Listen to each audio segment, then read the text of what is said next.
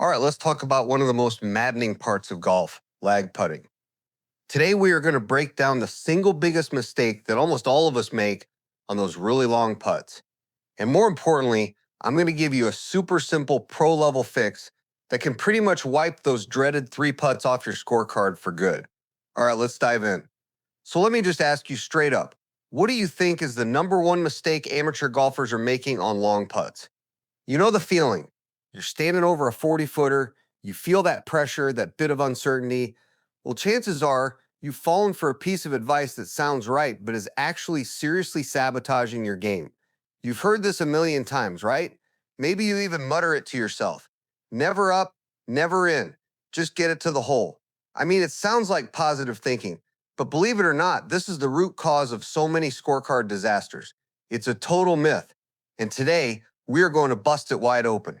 Yeah, that little piece of advice leads directly to one place, and we've all been there. The three-putt frustration. You know, that sinking feeling when a great drive and a beautiful approach shot get completely thrown away because of a couple of bad rolls on the green. So why does this keep happening? Let's look at the numbers. Okay, so check this out. This is the cold, hard reality of long putts. From outside 25 feet, even the best players in the world make less than 5% of their putts. Less than 5%. So if your entire strategy is based on that tiny, tiny chance of making it, you're playing the odds all wrong. The goal isn't just making the putt, it's something totally different. In this just shows you the real danger. While you're chasing that super low percentage putt, your chance of three-putting as an amateur from over 30 feet just skyrockets to 30, maybe even 40%. So here's the big takeaway. We have to stop chasing the miracle make and start managing the very real disaster of a three-putt. So it's official. It is time to debunk this whole get it past the hole mindset. Seriously, this one piece of advice is actively working against your goal of shooting lower scores. I mean, just think about it for a second.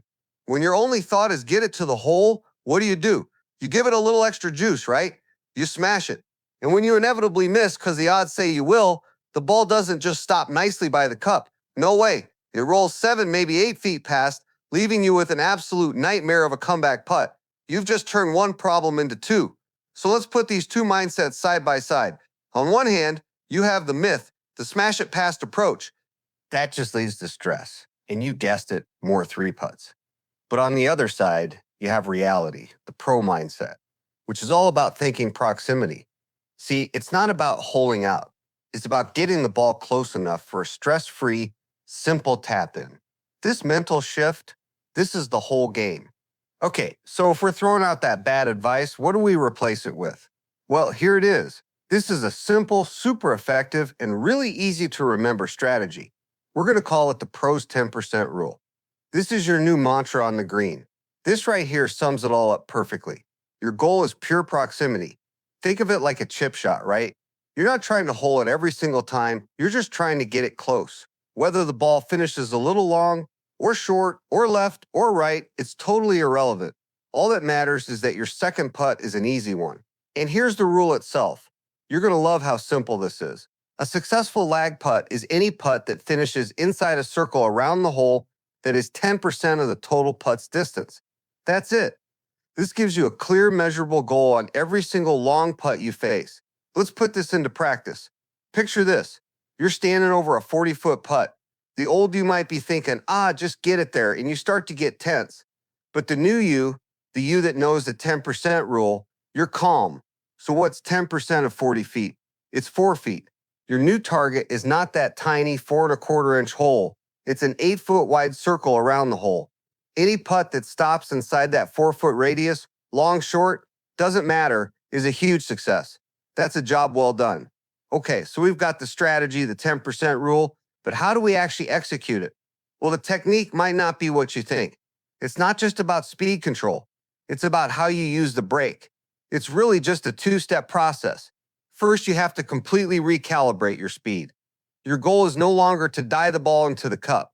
You're aiming for that big 10% circle. Step 2, and this is the absolute key, you have to intentionally overread the brake. You play more brake than you think you need. Why? Because it guarantees the ball is always curling and dying towards the hole, not speeding away from it. And here's the simple physics behind this. The longer the ball is rolling on the green, the more time gravity has to pull it down the slope. It's that simple. Time creates more break. So by hitting the ball with a softer speed aimed at your 10% circle, you must play more break to account for that extra time. This is a secret sauce to getting it close every single time. All right, so let's bring all this home. It's time to completely redefine what a great putt actually is. We need to change your definition of success on the greens. I want you to burn this quote into your brain. Being good at long putts has absolutely nothing to do with how many you make. That's just a lucky bonus when it happens. It is 100% about how close you miss. Your misses are your new measure of success. So the next time you're on the course, you've got a 40-footer and you leave it 3 feet short. Do not get frustrated. Don't you dare say, I didn't get it to the hole.